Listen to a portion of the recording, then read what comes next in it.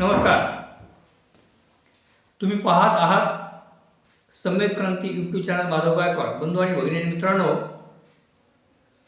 पुणे जिल्ह्यातील जुन्नर तालुका, आंबेगाव तालुका किंवा शिरूर तालुका, त्याचप्रमाणे नगर जिल्ह्यातील पारनेर तालुका या तालुक्यामधील गावांमध्ये बिबट्यांचं प्रमाण मोठ्या प्रमाणात वाढलेलं आहे. त्याचप्रमाणे कधीकधी वाघ देखील त्या भागात दिसतात.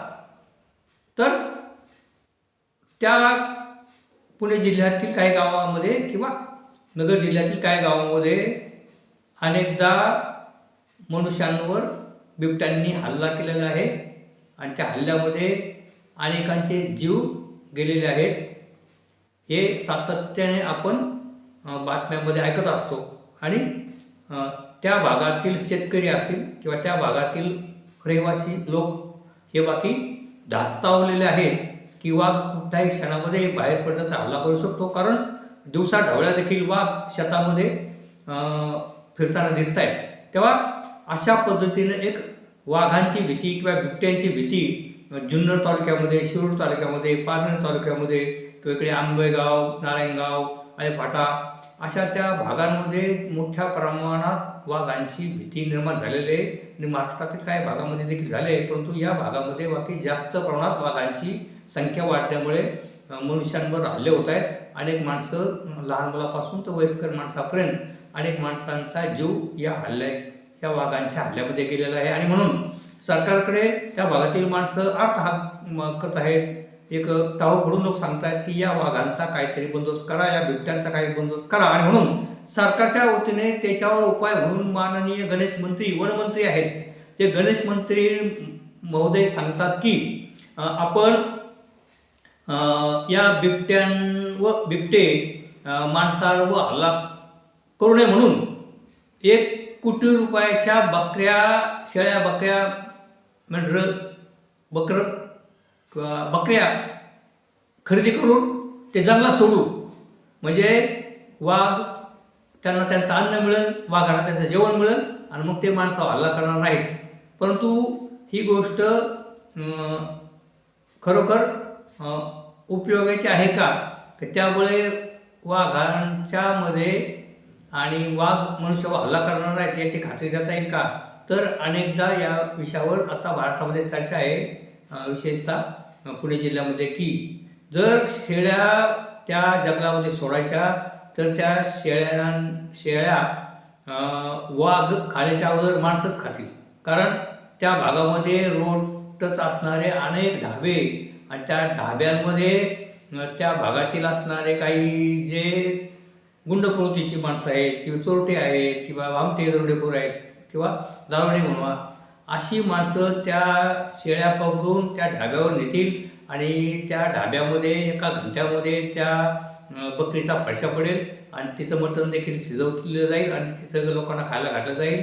तर अशी शक्यता जास्त आहे आणि वाघांच्यापेक्षा माणसंच त्या शेळ्यांना पळवतील आणि त्या शेळ्यांचं कोण संरक्षण करणार आहे? ते जंगलामध्ये त्यांना पाणी कोणी देणार आहे किंवा ते, आणि या शेळ्या मेंढरही माणसामध्ये राहणार आहेत आणि त्या सैरावाला धावतील कुठंतरी जंगलामधून एखाद्या शेतातल्या घरामध्ये किंवा शेताकडे ते धाव घेतील आणि ते वाघ बाकी त्या शेळ्यांना खाण्याऐवजी माणसंच त्या शेळ्यांना पळवतील आणि मोठा खर्च बाकी फुकट जाईल. अशा पद्धतीची चर्चा सुरू झालेली आहे.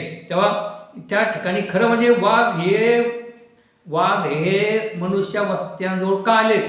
तर सगळ्यात महत्त्वाचं अत्यंत सोपं काम आहे की जंगलामध्ये अधिकाधिक जंगलं वाढवायला पाहिजेत आणि सरकारच्या वतीने ठिकठिकाणी जंगलं तोडली जातात विकासाच्या नावाखाली आणि जंगलं नाहीशी झाले. बरं, ती जंगलं आहे त्या जंगलामध्ये पाणवठ्याची सोय केली तर, आणि त्या जंगलामध्ये 12 महिने पाणवठे सोय केली आणि जंगलांमध्ये 12 महिने जर वन्यप्राण्यांना पाणी मिळालं तर ते मनुष्य वस्ती येणार नाहीत.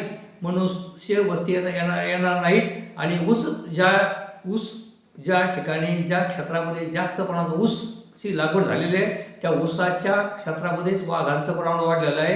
कारण त्या ऊस क्षेत्रामध्ये त्यांना लपायला जागा मिळते आणि त्याचप्रमाणे तिथे 12 महिने पाणी असते आणि मुबलक पाणी लागतं ऊसाला. आणि हे ऊस जे बागायतदार आहेत किंवा ते क्षेत्र आहेत ती मोठ्या मोठ्या राजकारण्यांच्या प्रभाव क्षेत्रातली क्षेत्र असल्यामुळे त्या ठिकाणी मुबलक पाणी आहे आणि पाणी अक्षरशः त्या भागामध्ये उकळते. त्या ठिकाणी पाण्याचे ढोह निर्माण झाले.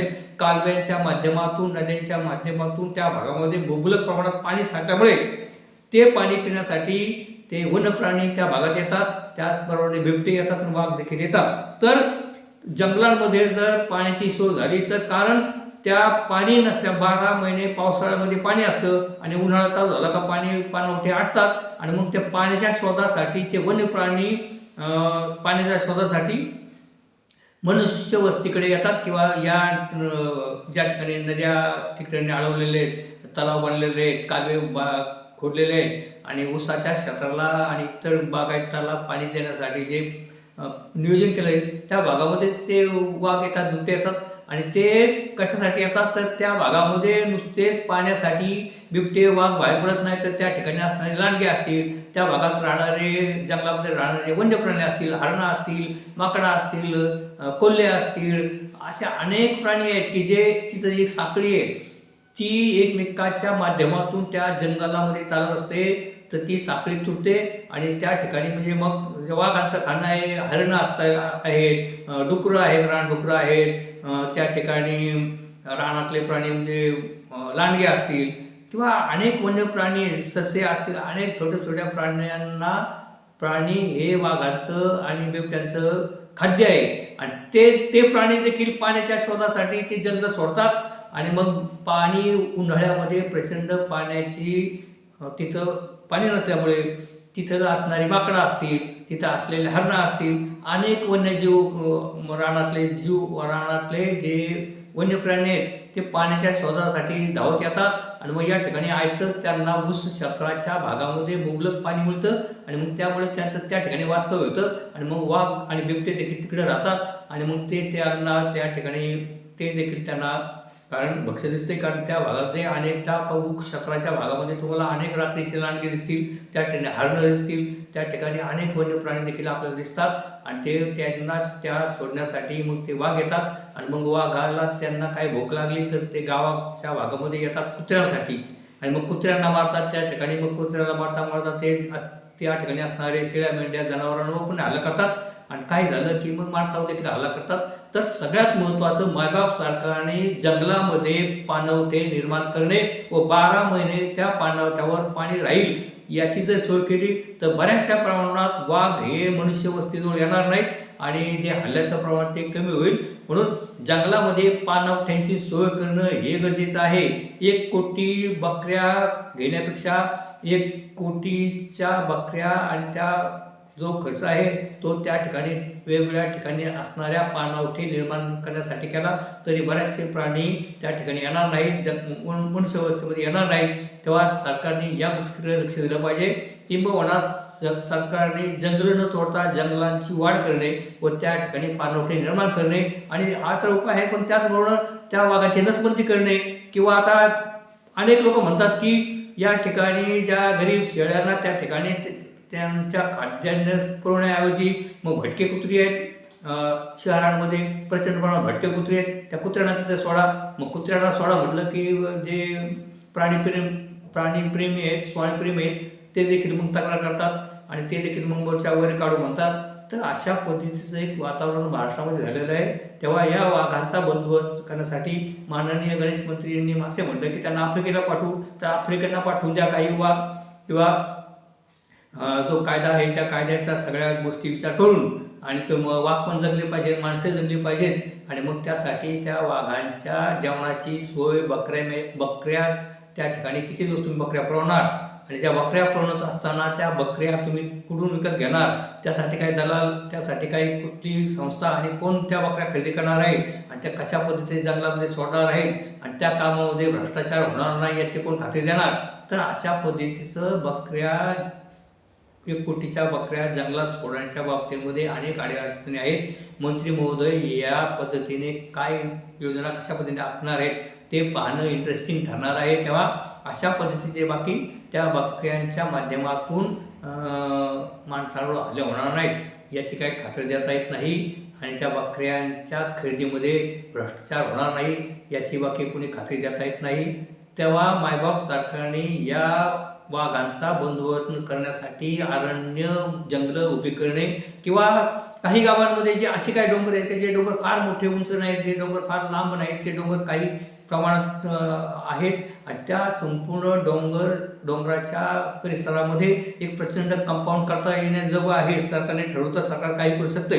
म्हणजे जे प्रचंड डोंगर नाही, जे म्हणजे छोटे डोंगर आहेत, एक 3-4 किलोमीटरचे डोंगर आहेत किंवा 5 किलोमीटरचे डोंगर आहेत, ते त्यांची उंची जास्त नाही, पठारी भाग आहे आणि त्या ठिकाणी संपूर्ण त्या बिबट्यांना सोडलं, वाघांना सोडलं आणि त्या ठिकाणी पाण्याची सोय केली आणि त्या ठिकाणी वन्य प्राणी देखील जगतील आणि त्या ठिकाणी मग त्या बकऱ्या सोडल्या तरी चालू शकेल. परंतु अशा पद्धतीचे जंगलं वाढवणे व त्या जंगलांमध्ये पाण्याची सोय करणे व त्या डोंगराच्या आजूबाजूला प्रचंड असं कंपाऊंड उभं करणे हे पण आपण काही प्रमाणात करू शकता. तेव्हा अशा पद्धतीने योजना आखता येईल किंवा त्यांची नसबंदी करणे आणि नसबंदी केल्याच्या नंतर आणि खरं म्हणजे ऊसाचं क्षेत्र हे कमी केलं पाहिजे. ऊसाचं क्षेत्र हे धनिकांचं क्षेत्र, धनिक बागायतदार, मोठे बागायतदार आणि हे मोठे मोठे राजकारण्यांचे जे ऊसाचे मुळे आहेत आणि त्यांच्या माध्यमातून त्यांच्याच साखर फॅक्टरी आहेत, त्यांचेच कारखाने आहेत आणि मोठे मोठे उद्योगपतीचे साखर कारखाने असतील, मोठ्या मोठ्या राजकारण्यांचे साखर कारखाने असतील. या साखर कारखान्यांना ऊसाचं प्रमाण ऊस मिळाला पाहिजे म्हणून ऊसाचं क्षेत्र मोठ्या प्रमाणात वाढवलं जाते आणि त्या ठिकाणी पाण्याची सोय केली जाते.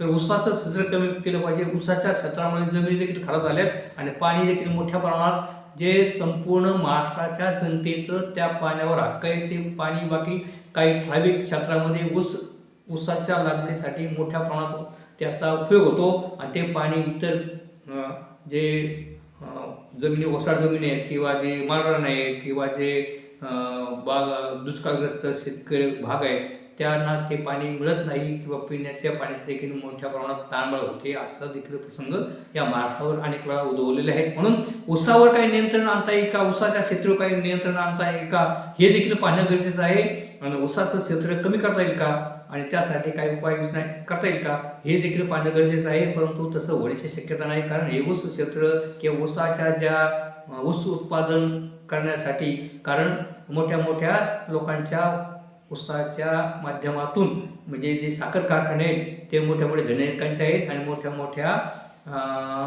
मोठ्या राजकारण्यांचेच ते कारखाने असल्यामुळे त्यांना ऊस कमी पडता कामा नये आणि म्हणून सरकारच्या माध्यमातून अब्जावधी रुपये खर्च करून पाण्याची सोय करून ऊसाची लागवड करण्यासाठी सरकार प्रयत्न करत असतं.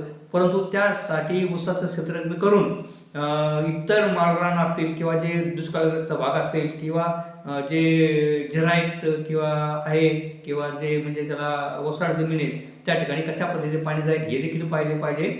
आणि विशेष म्हणजे या बिबट्याच्या संदर्भामध्ये खरं म्हणजे जंगलामध्येच त्यांची सोय करणे आणि जंगलं मोठ्या प्रमाणात वाढवणे आणि जंगलामध्ये पाण्याची सोय करणे हे गरजेचं आहे. तर अशा पद्धतीचं व्हिडिओ घेऊन मी आपल्या समोर येत असतो. तर या बिबट्याच्या संदर्भामध्ये माननीय गणेश नाईक साहेबांनी जे 1 कोटीच्या बकऱ्या मी जंगलामध्ये सोडतो तर त्याबद्दल आपल्याला काय वाटतं आपण निश्चितपणे आपल्या भूमिका आपले कमेंट्स बॉक्समध्ये लिहा आणि ही जी योजना गणेश मंत्री साहेबांनी आखलेली आहे ती व्यवहारी आहे का हे काय वाटतं या संदर्भामध्ये तुम्ही निश्चितपणे माझ्या या व्हिडिओच्या कमेंट्स बॉक्समध्ये लिहा आणि आपण माझा हा व्हिडिओ इतरांना देखील पाठवा आणि या व्हिडिओला आपण लाईक करा आणि आपण माझा पहिल्यांदाच व्हिडिओ पाहत असाल तर माझ्या सम्यक क्रांती यूट्यूब चॅनल या चॅनलला आपण सबस्क्राईब करा ही विनंती. धन्यवाद.